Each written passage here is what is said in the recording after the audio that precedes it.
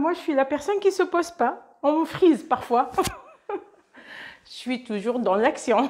Je suis Giane et je travaille chez les Petites Canettes depuis 4 ans, depuis 2020. Je suis une ASPE.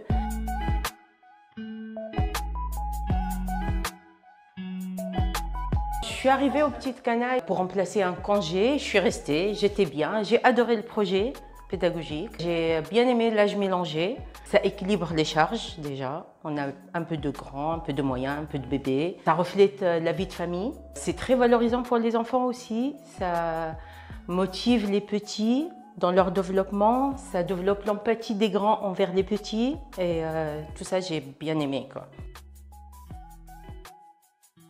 Au début, le matin, on fait les accueils. Après, on s'adapte aux besoins des enfants. Il y a les bébés qui ont besoin s'ils ont besoin d'être changés, s'ils ont besoin de faire une sieste. Quand on a assez d'enfants pour dégrouper les enfants, on ouvre une activité au dortoir. C'est rythmé avec l'arrivée du chariot, avec le repas, après la sieste, après le réveil de sieste, ils jouent un petit peu, après il y a le goûter.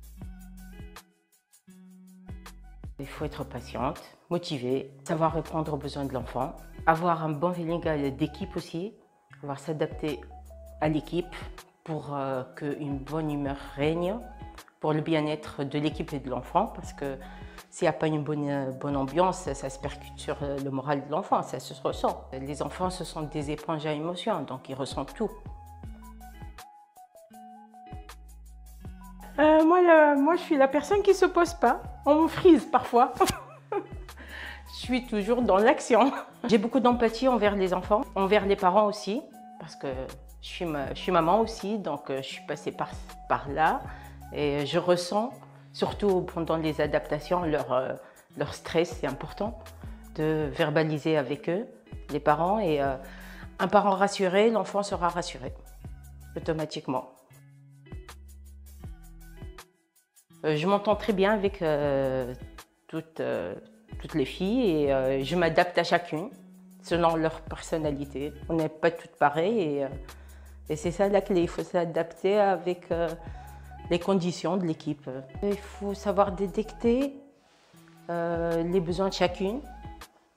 Quand on a besoin d'assister ou de prendre le relais, il ne faut pas hésiter parce que parfois c'est rester dans le coin bébé toute la matinée, c'est un peu lourd, donc il ne faut pas hésiter quand on demande de prendre le relais, de soulager une collègue dans une tâche.